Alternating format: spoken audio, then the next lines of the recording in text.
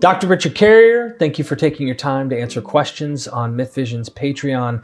Caleb Reeder, thank you for joining the Patreon here. You're brand new today, actually, and you threw your questions in the basket, and we picked it out. Awesome. So here's his question, or questions. Is Gnosticism's view accurate? And then he follows up, I keep hearing people claim Jesus might have been trying to tell us about a higher consciousness. Does Gnosticism have any merit? Yeah, so there's two levels to this. One is the historical question, which doesn't answer the question of what's true or not, metaphysically speaking. The sort of growing consensus now is that Gnosticism didn't exist, that this is actually a modern scholarly invention, that there was a huge diversity of views, but there wasn't any coherent thing that could be called Gnosticism. So historically, that's a more problematic question because you'd have to pick a specific sect or a particular document and say this document of this community is making this argument and talk about that. There's no like general Gnosticism. It turns out that was actually more of a fabrication of modern scholarship. And there's people who are interested in that. You can find on the Westar Institute has, not only do they have a document that has the report on why they concluded this, but they've also come out with a book recently that includes this discussion of why Gnosticism is really an obsolete concept. However, the concept of the higher mysticism thing, right, like stuff you get in Gospel of Thomas would be an example, right? There is some stuff like that, and we find like in the Nag Hammadi find and various other places, we do see some Christian mysticism. Some of that resembles Jewish mysticism, so it actually predates Christianity, really. And there's also, and some of it ties into Hellenistic mysticism, right? So there's similar ideas that travel through all of these different religions. That leads to the question of the historical reality. Now, of course, I'm a metaphysical naturalist. I think, no, none of that is true. I think I'm a mind-brain physicalist. I think the only way you can exist and have consciousness is if you have a wired-up physical system making you conscious.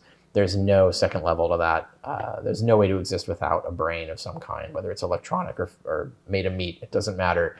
So that's my view, and if people are interested in that question as to why I believe that and why I don't think these kinds of higher level of consciousness arguments are true, my book, Sense and Goodness Without God, is the place to start.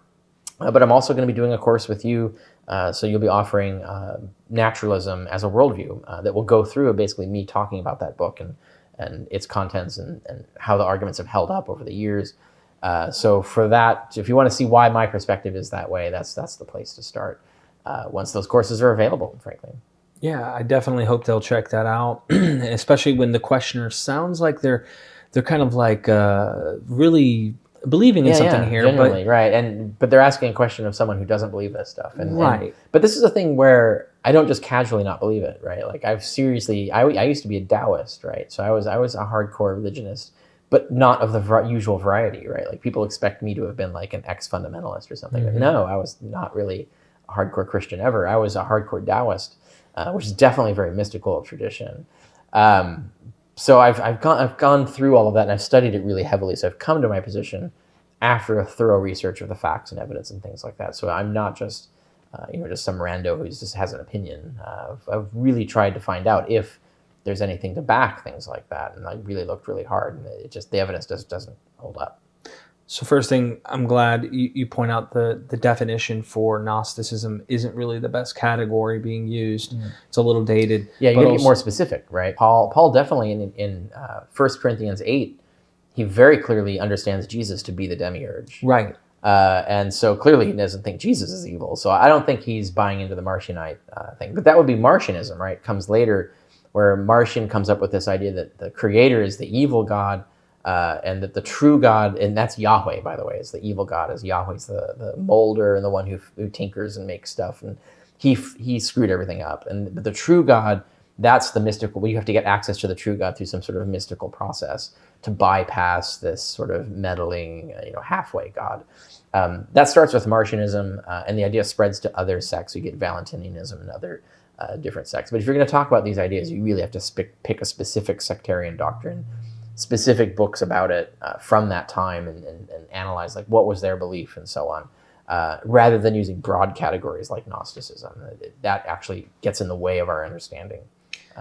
more than Yeah, anything. and I mean, there have been videos done. I know that Neil over at Gnostic Informant, he brought up the Naasene preacher, which I think was mentioned. I don't know if you've heard of it, but this guy, like, he does the most comparative Jesus to other gods type stuff, and he's not doing it in like a Justin Martyry type of way where it's like, well, the demon, the devil, Satan, you know, like he's actually like saying that these other gods are really almost like an ancient Baha'ism. Well, it's in a like way, avatarism, right? Right. So you have the god has a different avatar in different centuries, etc. It sounds like it was something like that. I could be wrong, but Yeah. I know that it's definitely heretical. I wouldn't be surprised, right? Because that goes to really ancient Hindu thinking. So like Hindu philosophy has that kind of model and idea, and then that can easily diffuse into the Western cultures now, since we have such a global culture these days. And Manichaeism was a thing. So there's all sorts which of... spans the whole span from Eastern Mediterranean to India, right? So Manichaeism had its hand in everything and was influenced by everything. So yeah, so there's a lot going on in the world, and had been a lot going on in the world, more than people think. That's true. Caleb Reader, keep going. Thank you for checking out MythVision and joining our Patreon and having a question. I hope that your journey is a blast, because there's so much to learn and have fun. Check out the courses when they come out, everybody. Join the Patreon at MythVision. And of course, Dr. Carrier, help support us in any way possible. We appreciate you.